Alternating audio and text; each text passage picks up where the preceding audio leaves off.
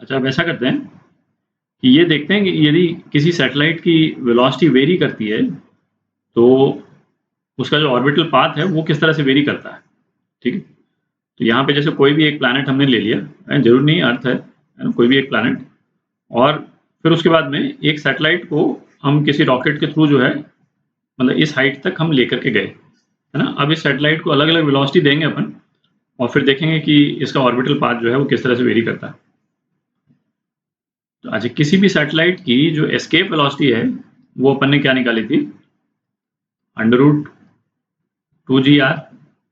ठीक, अर्थ के केस में यदि लेंगे तो g जो है वो ग्रेविटी हो जाएगा और r जो है रेडियस ऑफ अर्थ, और कोई दूसरा प्लैनेट लेंगे तो g जो है वो ग्रेविटेशनल एक्सेलरेशन हो जाएगा उसके सरफेस पे और r उस प्लैनेट का रेडियस। ठीक, अच्छा, फिर हमने देखा था कि यदि कोई सैटेलाइट यदि सर्कुलर पाथ में घूमता है,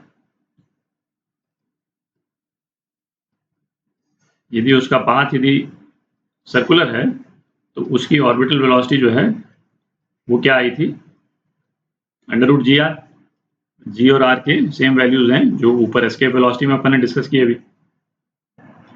और ये ऑर्बिटल वेलोसिटी अपन कैसे लाए थे कि सेंट्रीपिटल फोर्स इतना चाहिए, ठीक है, और सेंट्रीपिटल फोर्स को इक्वेट किया था हमने जो ग्रेविटेशनल फोर्स है उससे इक्वेट किया था, और फिर जो एक्सेलरेशन ड्यू टू ग्रेविटी है उसकी वैल्यू डाल करके हम ऑर्बिटल वेलोसिटी लाए थे सर्कुलर पाथ के लिए। ठीक है, अच्छा, अब 3 केस देखते हैं। पहला केस, केस 1, यहाँ पे हमने सैटेलाइट को पहुंचा दिया, अभी ये स्टेशनरी है सपोज, है ना, रॉकेट में है, स्टेशनरी है, कुछ भी, और अब हम इसको इस डायरेक्शन में हम एक वेलोसिटी देते हैं जो कि ऑर्बिटल वेलोसिटी के बराबर है। ठीक है, ऑर्बिटल वेलोसिटी के बराबर हम वेलोसिटी उसको देंगे तो सैटेलाइट जो है वो सर्कुलर पाथ में घूमेगा। ठीक है, तो इसका पाथ जो है वो किस तरह का हो जाएगा, उसको ड्रॉ करते हैं। तो ये सैटेलाइट का पाथ हो गया, सर्कुलर पाथ। इसमें जो सैटेलाइट वेलोसिटी है v जो है वो v0 के बराबर है।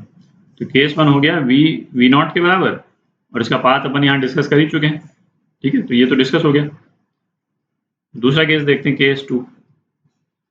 केस 2 में ऐसा करते हैं, जो इसको सैटेलाइट को हम वेलोसिटी देंगे v, वो लेस देन ऑर्बिटल वेलोसिटी हो। ठीक, तो इस केस में क्या हो जाएगा, आप देखें जो ग्रेविटेशनल फोर्स है, ग्रेविटेशनल फोर्स तो सेम ही रहेगा, Gmm/r², ये ग्रेविटेशनल फोर्स है। सेंट्रीपिटल फोर्स कितना हो जाएगा, mv²/r। ठीक, अच्छा, Gmm²/r तो mv0²/r के बराबर है। तो इस वाले केस में क्या हो गया कि ग्रेविटेशनल फोर्स जो है वो सेंट्रीपिटल फोर्स से ज्यादा हो गया।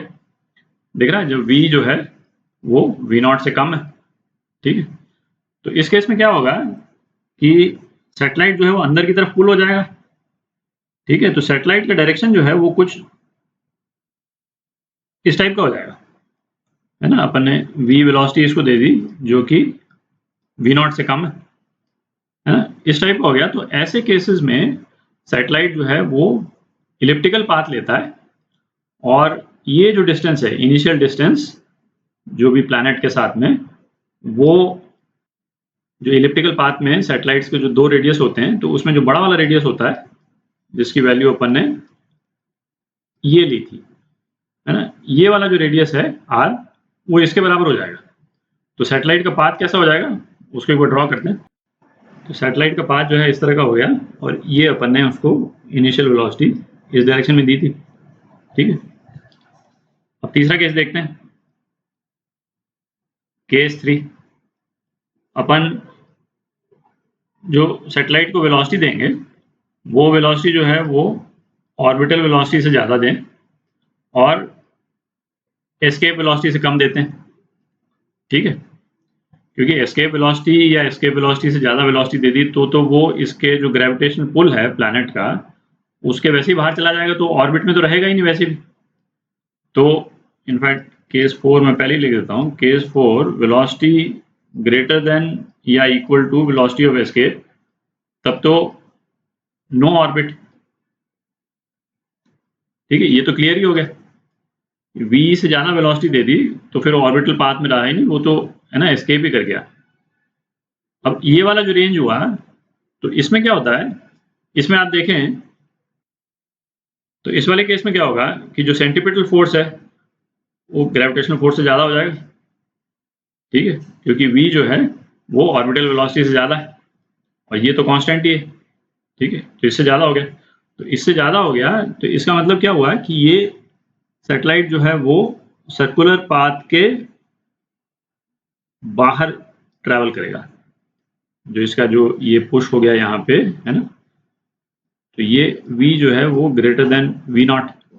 तो इस केस में क्या होगा, इस केस में भी इलिप्टिकल ऑर्बिट है, पर ये वाला जो डिस्टेंस है, जो इनिशियल डिस्टेंस है प्लैनेट के साथ में, वो इलिप्टिकल पाथ के जो रेडियस होते हैं, 2 रेडियाई होते हैं, तो उसका जो छोटा वाला रेडियाई है a1 माइनस e, इसके बराबर हो जाएगा।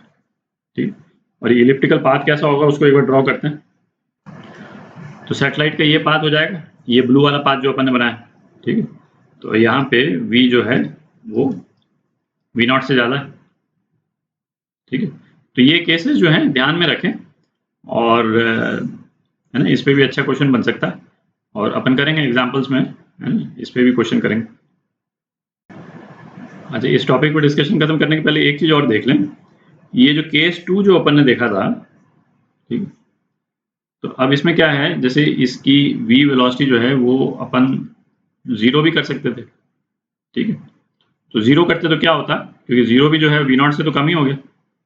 0 करते तो क्या होता है, ये सैटेलाइट सीधा प्लैनेट पे गिर जाता, तब तो कोई इलिप्टिकल ऑर्बिट होता ही नहीं। अच्छा, v इज इक्वल टू 0 से थोड़ा सा ज्यादा होता, तब ये इस तरफ से होकर के और फिर दोबारा प्लैनेट पे गिर सकता था। ठीक है, तो कहने का मतलब ये है कि ये प्लैनेट पे गिरेगा या इलिप्टिकल ऑर्बिट में जाएगा, ये डिपेंड करेगा कि इस वेलोसिटी के कारण जो इलिप्टिकल ऑर्बिट जो बन रहा है, ठीक है, उस पे प्लैनेट का सरफेस पड़ रहा है कि नहीं पड़ रहा है, प्लैनेट उतना बड़ा है कि नहीं है। ठीक है, तो जैसे सपोज हमने वेलोसिटी दी और उसका ऑर्बिट जो है वो इस टाइप का बन गया, तब तो प्लैनेट के सरफेस पे नहीं गिरा वो। ठीक है, पर यदि इससे कम यदि वेलोसिटी यदि हमने दी तो इलिप्टिकल ऑर्बिट पूरा करने के पहले प्लैनेट का सरफेस आ गया, तो प्लैनेट के सरफेस पे गिर जाएगा। v इज इक्वल टू 0 से लेकर एक पर्टिकुलर वेलोसिटी तक ऐसी कोई रेंज होगी जो ये सैटेलाइट जो है मतलब इलिप्टिकल ऑर्बिट में नहीं जा पाएगा, पर प्लैनेट पे ही गिर जाएगा। ठीक है, तो ये भी एक केस रहता है उसमें।